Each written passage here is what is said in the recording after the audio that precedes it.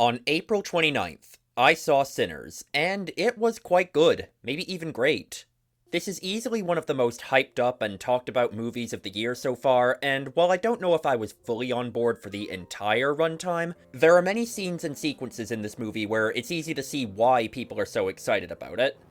I think this is one of those movies where it's quite difficult to talk about the positives without spoiling the whole thing.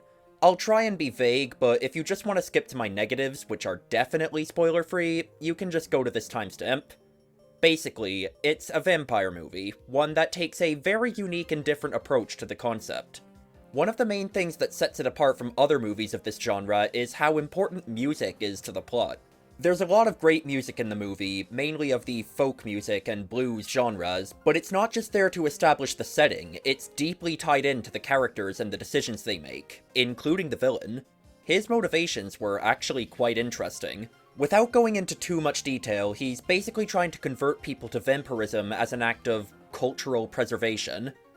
Also, PSA, keep watching through the credits. There's a mid-credit scene that I think is kind of plot crucial.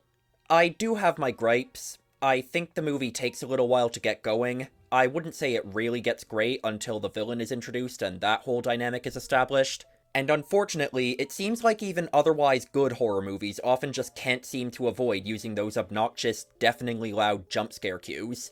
I'm not gonna play one here because I don't want to hurt someone's ears, but you know the ones. Like, who is actually scared by that shit? This might just be me, but if a scene isn't scary enough, I don't think playing a stupidly loud orchestral hit over the top of it automatically makes it scarier. In fact, if anything, I think it makes it less scary because it feels cheap, and ignoring everything else, it's just plain bad sound mixing. It reminds me most of the Harry Potter movies where they'll be having a quiet dialogue scene, and then they'll suddenly cut to an establishing shot where they're blasting the score of the movie. It's a lot more annoying than scary. It doesn't ruin the whole movie. It was only a couple of moments pretty early on where I noticed it, but it definitely ticked me off a bit whenever it happened.